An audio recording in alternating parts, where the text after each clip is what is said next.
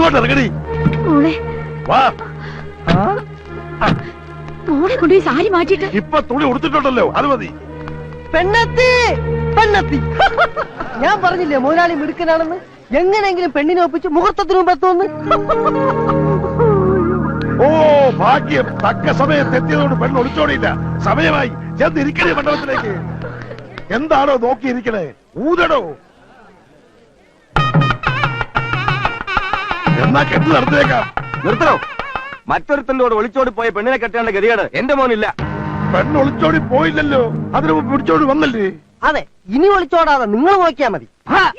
വാടാ, വന്നോളൂ. അതെ അതെ, ഞാൻ പറയുന്നത് പാലത്തിങ്കൽ കുറിപ്പ് തറവാടിത്തത്തിൽ മുതലാളിയെക്കാളും ക്യാമനാ. ഇനി ഒന്നും ആലോചിക്കാനില്ല, ഈ മുഹൂർത്തത്തിൽ തന്നെ നടത്താൻ ശ്രമിക്കുക. എടുത്തു ചാടി ഞങ്ങളെ തന്തയ്ക്ക് വിളിക്കുകയും ചെയ്തു. സാരമില്ല, മറുപടി ഉടനെ കിട്ടിയായിരുന്നു. അപ്പൊ കരണം പത്തിയൊരെണ്ണം കിട്ടിയില്ലേ? അടിയ ചൂടെങ്ങനെ ഉണ്ടായിരുന്നു? ഇങ്ങനെ ഉണ്ടായിരുന്നു. നിന്ന് കരയാതെ വാടാ കുറുപ്പിന്റെ വീട്ടിലേക്ക്.